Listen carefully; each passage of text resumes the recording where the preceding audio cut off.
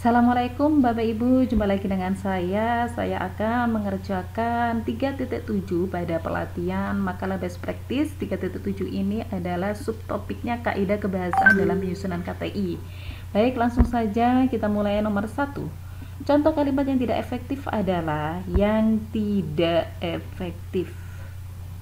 Ini tidak efektif. Mengumumkan bahwa hasil ujian akan diterima 2 minggu ke depan. Jadi tidak efektif.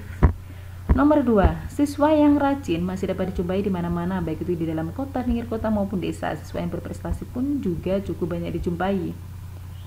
Tak sedikit dari mereka juga memperhatikan lingkungan sekitar. Tampaknya masa depan generasi penerus bangsa masih bisa diharapkan. Paragraf di atas merupakan contoh ini induktif ya. Nomor 3, kelogisan dalam kalimat yang digunakan dalam karya tulis ilmiah adalah ide kalimat itu dapat diterima oleh akal dan sesuai dengan kaidah yang berlaku. Kelogisan berhubungan dengan penalaran, yaitu proses berpikir untuk menghubung-hubungkan fakta yang ada sehingga sampai pada suatu simpulan. Berikut ini contoh kalimat yang logis. Ini salah di sehingga ini ya, kurang logis. Kampus Indonesia lusanya mudah bekerja, ini kurang logis. Peneliti terkenal yang kemarin Pak. Ini masih perlu pertanyaan, jadi yang paling tepat adalah yang A. Baik, nomor 4. Dalam karya tulis ilmiah, seorang penulis sebaiknya menggunakan kalimat yang benar, jelas, mudah dipahami oleh orang lain secara tepat dan memiliki kemampuan untuk menimbulkan kembali gagasan-gagasan pada pikiran pendengar atau pembaca. Seperti apa yang terdapat pada pikiran penulis atau pembicara disebut kalimat efektif. Nomor 5. Ini ada beberapa pernyataan yang ditanyakan adalah susunan kalimat pada paragraf yang benar. Baik, ini yang benar dimulai dari nomor 2. Tinggal yang B atau yang C yang paling tepat. Pengelolaan hutan tidak menunjukkan adanya tanda-tanda perbaikan dibandingkan tahun sebelumnya. Sebaiknya kecenderungannya justru semakin memburuk. Kira-kira 4 atau 3 dulu ya. Ini 4 dulu. Kebakaran hutan masih terus terjadi dan penerbangan liar semakin meningkat. Baru nomor 3. Diperburuk lagi. Oke, baik. Ini 2, 1, 4, 3, 5. Nomor 6. Ada beberapa pernyataan kalimat yang tidak efektif. Ya, ini memang harus dibaca dulu pernyataan ini.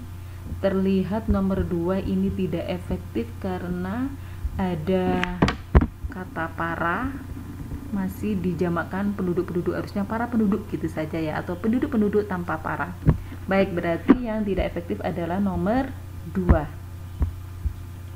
Selanjutnya nomor 7. Salah satu ciri kalimat efektif adalah kehematan. Di bawah ini contoh kalimat yang hemat. Yang hemat ya, ini salah, yang nomor asalnya ini di para ibu-ibu, harusnya para ibu gitu aja. Kemudian yang C salahnya di banyak orang-orang, harusnya banyak orang atau orang-orang gitu. Ini juga demikian. Jadi yang paling tepat adalah waktu tempuh yang digunakan hanya selama 45 menit untuk sampai ke daerah itu. Nomor 8. Karya tulis ilmiah sebaiknya disusun dengan menggunakan kalimat yang tidak ambigu atau bermakna ganda agar pembaca tidak punya tafsiran ganda terhadap sebuah pernyataan. Di bawah ini merupakan contoh kalimat yang tidak ambigu. Sumbangan keempat desa sudah sampai kepada para pengungsi. Lukisan itu akan saya beli karena indah. Mahasiswa perguruan tinggi yang terkenal itu menerima beasiswa.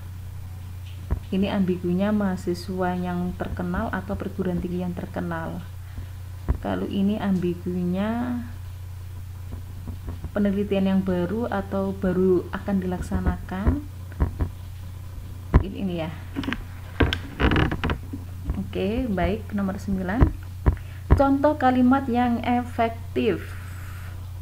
Di sini yang efektif nomor bagian A dan C ini hampir sama.